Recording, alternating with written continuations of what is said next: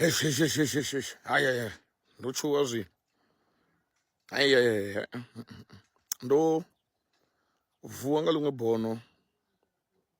ndo ḓa nda ḽi ṱalutshedza hafhanoni kha ndo ḽi vhona nga ndi August nga dzi 19 after a very powerful prayer that I call nga dzi 19 around 3 nda vhona bono ndo ḓa nda ḽi posta afho ndi khou sumbedzisa uri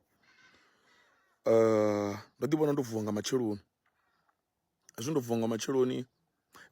rizini uri ndi khou amba heḽi bono nda ndi khou vhona video ya muṅwe mufumakadzi o no pfhi Shengiwe Ncunu kha St Twins nda khou i vhona zwino nga matsheloni zwino ndi khou i vhona so exactly zwithu zwe ya amba zwone ndi zwine nda tou vhona zwone exactly so hezwi ndi tshi khou ri ndo tshuwa a thi ngo tshuwela nṋe muṋe ndi khou tshuwela vhathu vhane a vha thu tshidziwa ndi khou tshuwela vhathu vhane a vha ngo rembuluwa ndi khou tshuwela vhathu vhane a vha ḓivhi Yesu Kristo ngori hezwi zwoṱhe vha zwi dzhia vha zwi ita madze a vha ri ndi dovholese bono video yawe ndi ḓo i editha nda i khatha hanefho ya vha khou zwi amba hono ngori zwi tou vha exactly zwenezwo zwine nda vhona zwone ngo swika mathi muḓivhi no muḓivha u tonga u bva KwaZulu Natal kana u bva gai a thi muḓivhi no muḓivha mara zwi a vhona zwone nṋe ndo vhona zwone exactly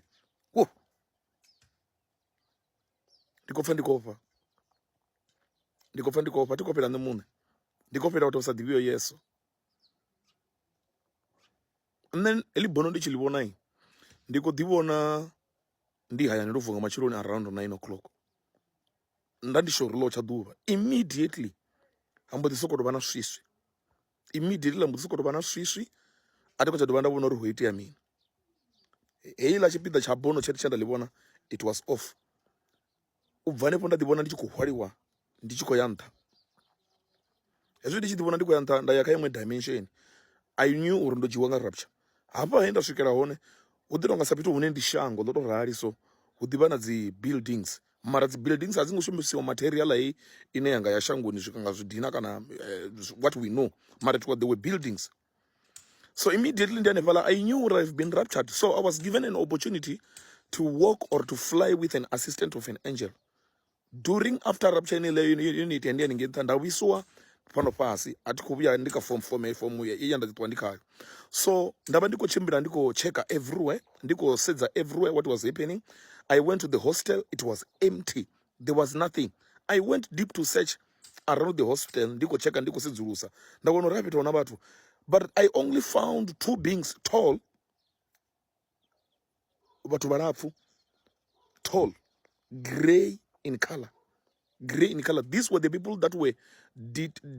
detecting these were the people that were controlling everything here on earth ndi vhone vhathu vhane nda vha wana vha tshi khou ṱoḓana na vhathu vho dzumbamaho vhane vha khou vha wana there were two afho nṋe nda vha wana there were two u si ri a huna maṅwe kha ṅwe I just saw two beings from there I was taken to somewhere